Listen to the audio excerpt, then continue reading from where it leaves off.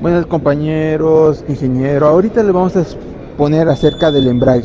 El embrague es un componente crucial en la transmisión de un vehículo, especialmente en aquellos con caja de cambios manuales.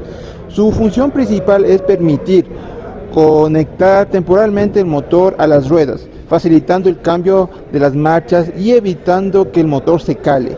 Imaginemos que es como un interruptor entre el motor y la transmisión, y sus componentes principales son el disco del embrague, el plato de presión, el volante de inercia, la horquilla del embrague, el cojín de empuje y el eje de entrada de la caja de cambios.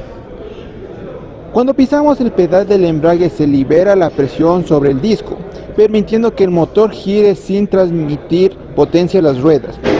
Al soltar el pedal, la presión vuelve y el disco se desacopla, transmitiendo la potencia. Dentro de los embragues de fricción nos encontramos con tres tipos: de un solo disco, de dos discos y multidisco en húmedo. Ya. En un solo disco son los que común encontramos en camionetas o vehículos livianos. El modo de trabajo es el siguiente. Funciona por el contacto de sus caras, uno con el disco de inercia y otro con el plato pesor. De esta manera tenemos contacto y la potencia del motor es transmitido a la transmisión y luego a las ruedas. En dos discos, estos los encontramos en camiones o vehículos agrícolas como tractores. El funcionamiento de tener dos discos viene del principio de reducir el tamaño para tener la misma potencia, pero en unas dimensiones más cortas. ¿Por qué? Porque al tener un vehículo de gran capacidad de potencia, este necesitaría un disco sumamente grande para que se pueda transmitirse la misma. De esta manera, hacemos más pequeñas sus dimensiones, pero con la misma capacidad de transmisión de potencia. En embrague, el de multidiscos en húmedo son los que comúnmente encontramos en motocicletas. Estas trabajan en húmedo debido a que comparten la misma lubricación del motor y son de capacidades reducidas por el mismo principio de los camiones. Tener la misma transmisión de potencia en dimensiones más pequeñas. Bueno, ingeniero, yo le voy a hablar del material que están hechos los discos de embrague. Primero tenemos la parte central, que son resortes. Estos son metales, no tienen más lógica con remaches. ¿Cómo es fabricado? No es nuestra competencia. Ahorita sí, vamos a hablar de lo que es más importante en esto. El material del disco del embrague.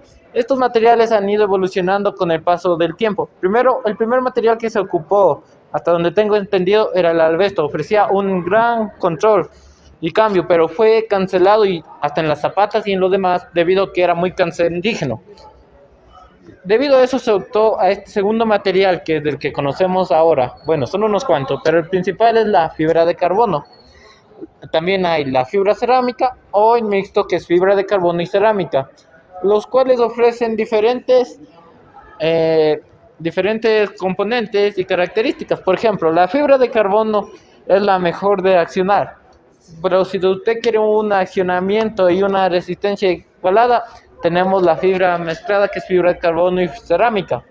O si es que usted quiere que le aguante esto como si no hubiera un mañana, tenemos la fibra cerámica, pero tenemos la contra de que se puede recalentar y no puede estar accionando bien el embrague. Todos estos componentes son cancerígenos, sino que el carbono es menos cancerígeno que el otro componente. Eso sería todo. ¿Cómo montamos un kit de embrague? El kit de embrague nos viene lo que es plato de embrague, disco de embrague. En el disco de embrague encontramos lo que son unos muelles o resortes, que estos van a amortiguar al momento que nosotros soltemos el pedal y el disco se acople tanto plato de embrague y volante de inercia. ¿Cómo lo colocamos? Colocamos esta parte del muelle que sobresale justamente en el plato. Seguido montamos lo que es en el volante de inercia, seguido de las guías junto con los pernos. Lo que es esto, el diafragma nos va a ayudar a acoplar y desacoplar junto con el collarín, que va a hacer presión en el diafragma. Esto va a hacer que el disco de embrague se desacople para que nosotros podamos meter marcha, ya sea primera, segunda o quinta. Muchas gracias.